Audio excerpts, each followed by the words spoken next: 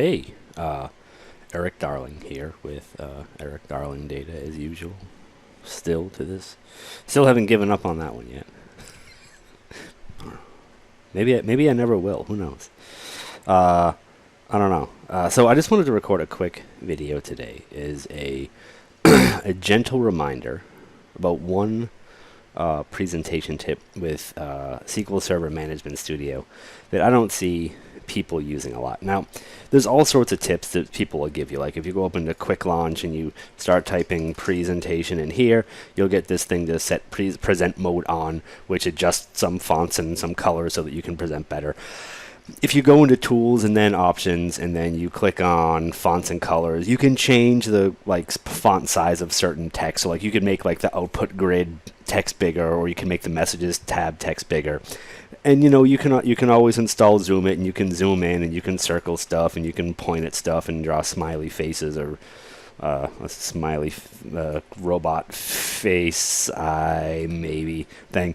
But that's not none of those is really what I'm here to talk about. No, what I want to talk about is something a little bit simpler.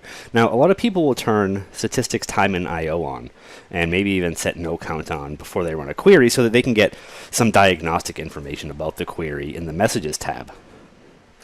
And I've done just that. What I want to remind you about, you nice, lovely people out there, is that you can type and edit text in the messages tab. So if you wanted to, perhaps highlight some of these line items a little bit better, you can put stuff on new lines, and you can do all that, and you can type in commas when you want to show people how big a number is. So you go 1 2 3 and then 1 2 3 4.